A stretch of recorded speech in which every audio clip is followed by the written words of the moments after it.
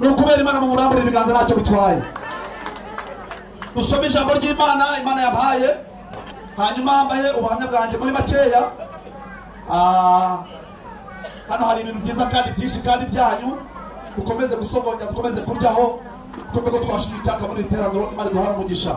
Dusome Yesaya ibice 55, dusome n'umurongo waho wa mbere.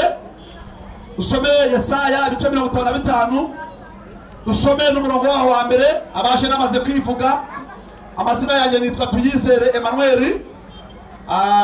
Nakuriye muri uyu mujyi, ndi umwana wo muri uyu mujyi, ndi umugabo wo muri uyu mujyi, ndi umukozi w'Imana muri uyu mujyi. Hanyuma nje kuvuga Imana aho munzi mwese. Yesu ashimwe.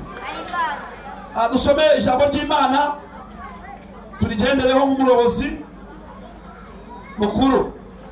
Ijambo riratubwira ngo yemwe abafite inyota nimuze ku mazi, kandi n'udafite ifeza nawe naze, nimuze mugure murye, nimuze mugure vino n'amata mudatanze ifeza cyangwa ibindi biguzi. Murongo wa kabiri hari ikibazo kivuga ngo niki gituma mutanga ifeza mukagura ibitari ibyo kurya nyakuri. Hari akabazo, niki gituma mukorera ibidahaza? Mugiye umwete wo kunyumvira, mubone kurya ibyiza, ubugingo bwanyu bwishimira umubyibuho, muvuge ngo amen.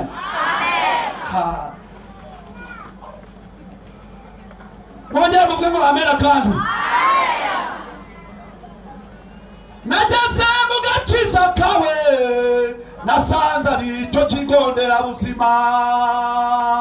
Abari bishwe na bwaki ibyaha, waduhaye imibereho turashima. Abatari bazi kwambara neza, warabasize ubaha icyubahiro cyawe.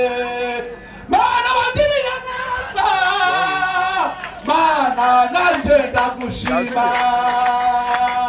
Ntabwo wanderanye amahembe kutima, cyangwa ngo undemane umurizo.